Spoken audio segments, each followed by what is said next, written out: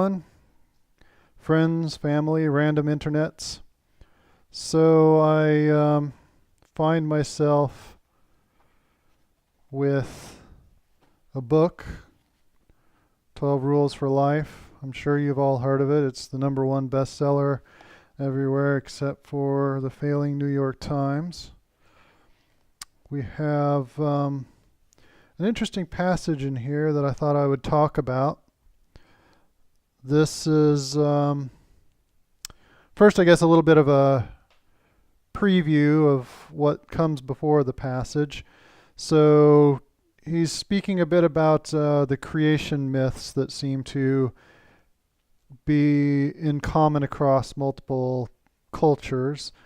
And what's typical is that you have three components. You have chaos, you have order, and then you have consciousness, which rides on that border between chaos and order.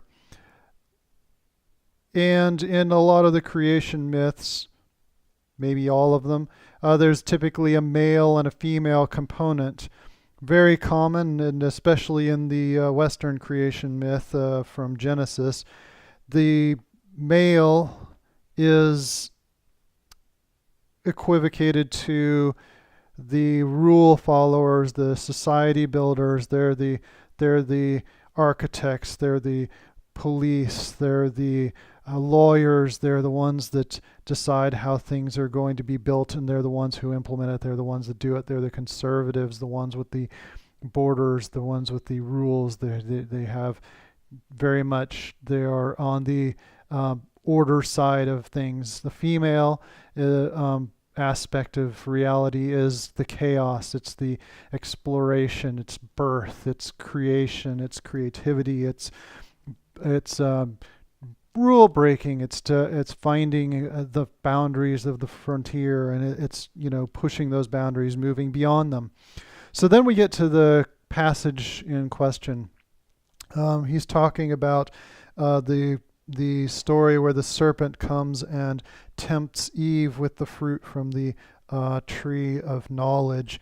And he asks an interesting question, or I should say he makes an interesting assertion.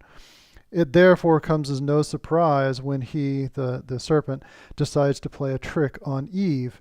Then he asks a question: why Eve instead of Adam? It could just be chance. It was 50-50 for Eve, statistically speaking, and those are pretty high odds. But I have learned in these old stories, that these old stories contain nothing superfluous, nothing accidental, nothing that doesn't serve the plot. There's a reason why the serpent chose Eve to give to the fruit from the tree of knowledge. But then as he goes on, it becomes somewhat clear that he doesn't actually know why Eve was chosen for receiving the fruit. And as I read the paragraphs following this statement in question, I was kind of expecting what I thought was the obvious answer and didn't get it. So here I am making a video with what I think is the obvious answer, and that is the serpent had to choose Eve. She's the one who's the rule breaker. She's the one who will explore the frontiers, the limits. She is the one who's creative. She's the one who's rambunctious. She's the one who's going to try something out when someone offers her a fruit and says, eat this and it's going to be good.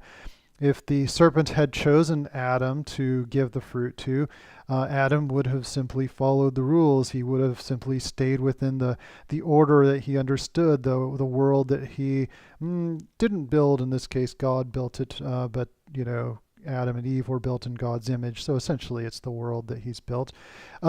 It's highly unlikely Adam would have taken the apple, or I should say is completely unlikely. The serpent had to have chosen Eve, and he had also to choose Eve. This brings us back into the world of the actual real male and female. Males are very much interested in providing being a satisfactory and whole being to the woman. So when she comes to him with the fruit and says, Adam, eat this, I've eaten it, then he's going to, of course, want to work for her, vie for her approval, because now outside of the archetypes of chaos and order, Adam is the male and she is the female, he is going to do as, she wants, because that's what men do. So I don't know if this is interesting to everyone else. I found it interesting. So far I'm on chapter 2. I'm just reading one chapter a day. I just finished chapter 2. Um, I'll probably have a couple more chapters to talk about in the future, or maybe next time I'll just give you some more music. We will see. All right, thanks everyone. Goodbye. Have a good one.